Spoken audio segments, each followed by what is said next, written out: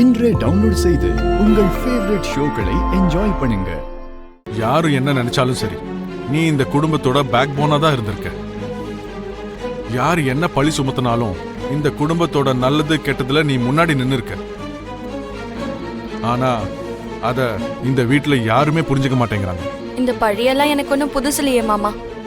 அதுவும் இல்லாம எல்லாரும் என்ன ஒரேடியா புரிஞ்சுக்கணும், என்ன தலைமையில தூக்கி வச்சு கொண்டாடணும்னு ஒரு நாளும் நான் ஆசைப்பட்டது இல்ல மாமா. நீ ஆசைப்பட மாட்டமா, உன்னை பத்தி எனக்கு தெரியும். இவங்க எல்லாரும் உன்னை புரிஞ்சுக்காம இருந்தாலும் பரவாயில்ல, ஆனா உன்னை பாதாளத்துல தள்ளுறதுக்கான முயற்சி பண்றாங்க.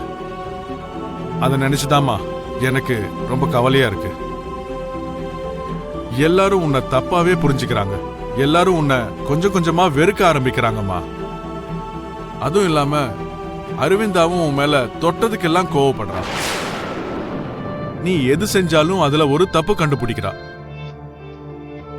மித்ரா கூட நீ செய்யற வேலையில நல்ல விஷயத்தை விட அதுல முட்டாள்தனம் தான் இருக்குன்னு நம்புறான். இந்த மாதிரி நிலைமையில அவங்க எல்லாரையும் எப்படி மாத்துறது? அதோட நீ இந்த குடும்பத்துக்கு எவ்வளவு கஷ்டப்பட்டுக்கிட்டு இருக்க, இதெல்லாத்தையும் அவங்களுக்கு எப்படி சொல்றதுன்னு எனக்கு ஒண்ணுமே புரியலம்மா. நீங்க இந்த விஷயத்த பத்தி எல்லாம் அதிகமா யோசிச்சு தேவையில்லாம உங்க உடம்பு கெடுத்துக்காதீங்க மாமா. எது எப்படி நடக்கணும்னு இருக்கோ அப்படி நடக்கட்டும். எது எப்படி நடக்குதோ அப்படியே நடக்கட்டும்னு நானும் அப்படியே கண்டுக்காம விட்டுட்டேன் லட்சுமி. ஆனா அப்படி விட்டது எவ்வளவு பெரிய தப்புன்னு இப்பதான் நான் புரிஞ்சுக்க ஆரம்பிச்சேன். ஜெயதேவ் எனக்கு எல்லாத்தையுமே சொன்னான் லட்சுமி.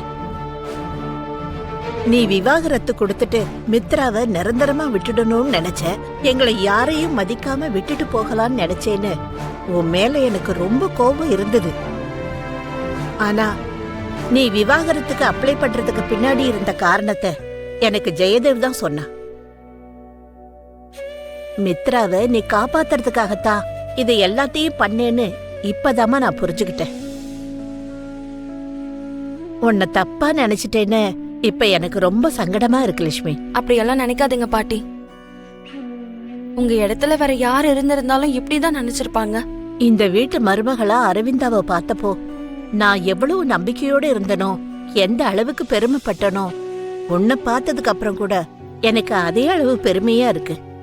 உன் மேலையும் எனக்கு அதே நம்பிக்கை வருதுமா.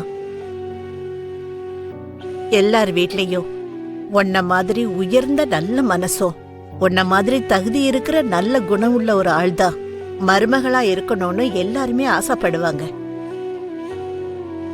ஆனா இங்க உன்னோட இந்த உயர்ந்த மனசு இங்க யாருக்கும் புரிய மாட்டேங்குது. அதெல்லாம் பரவாயில்ல பாட்டி. என்னோட குணத்தை அவங்க புரிஞ்சுக்கலனாலும் பரவாயில்ல, என்னோட தன்மையை அவங்க மதிக்கலனாலும் பரவாயில்ல. ஆனா அவருக்கு இருக்கிற ஆபத்துகளை பத்தி கொஞ்சம் புரிஞ்சிட்டு இருந்திருந்தா நல்லா இருந்திருக்கும். அத நான் சொன்னாலும் இப்ப புரிஞ்சுக்க கூடிய நிலைமையில யாருமே இல்ல.